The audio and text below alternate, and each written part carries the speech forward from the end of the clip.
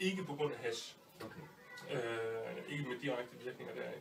Men som følgevirkning af at have røget hash, drukket alkohol, så er det samtidig, at man kommer i en stemning, hvor det er, at man negligerer andre problemstillinger, og så er man villig til at gøre andre ting.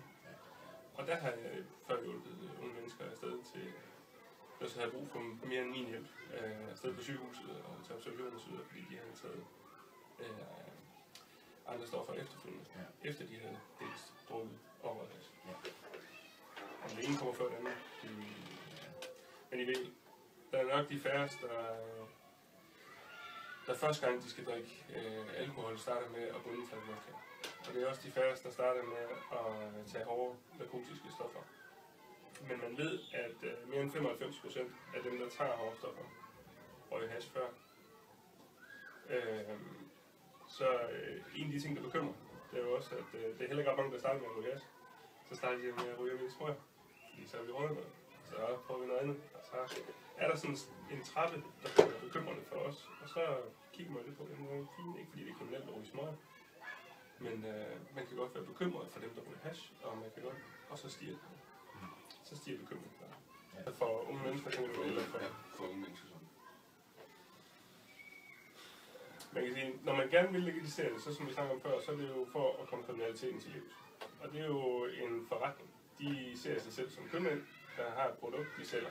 Det er godt nok smask ulovligt. Det er ulovligt at sælge det, det er ulovligt at producere det, det er ulovligt at erhverve det, det er ulovligt at have det på sig.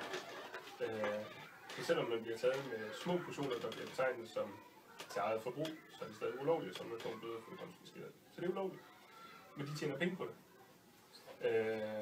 Og når man tjener penge på noget, og man mister en indtjening, så vil de jo nok starte en anden form for business. Og så vil de jo nok forsøge at sælge noget andet. Spørgsmålet er det så.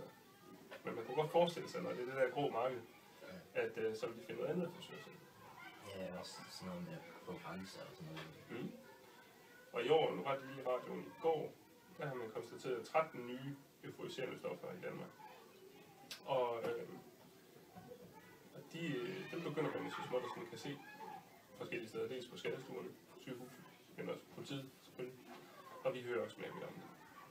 Nede også. Og det er da bekymrende, men det kunne jo godt handle om, at markedet bliver større. Også. Der er ikke så meget slik, der forsvinder ned fra hylderne, vel? Der bliver bare flere forskellige ting, så hyldemeteren bliver mere og mere, og sådan er det også desværre lidt her. Når der er en interesse for noget, når der er køber til noget, så er der også sælger til det. Så det handler mere om at få taget stilling som ung og som forældre, og få sagt, nej, det er ikke godt. Så kan det være, det forsvinder. Men først der.